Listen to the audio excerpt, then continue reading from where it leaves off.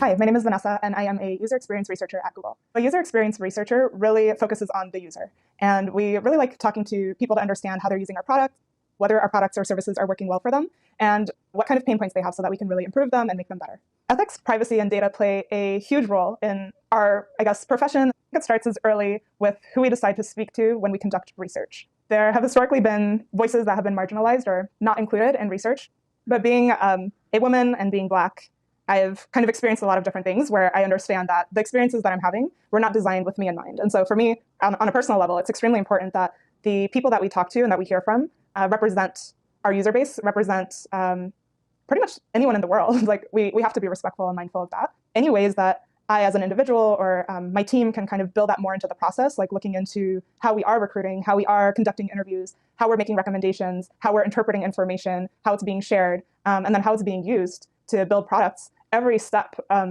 really can create great outcomes or unintended consequences for that person that's using it. I think when it comes to privacy and data, there are a lot of different topics that we tend to get into in research, especially depending on what kind of product or service that you're working on and talking about. When we look at data across a large number of users or kind of identify patterns of how people are using things, all of which I think the public sometimes has very concerned opinions about in terms of, do I want people knowing how many times I log into a certain account or what kinds of websites that I'm visiting?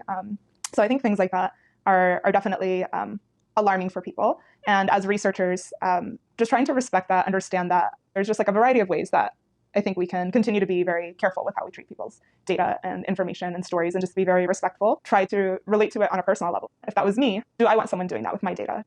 So I think if we kind of design things and conduct research in a way that respects the gravity of what we're doing and what we're putting out into the world, it can really make a difference.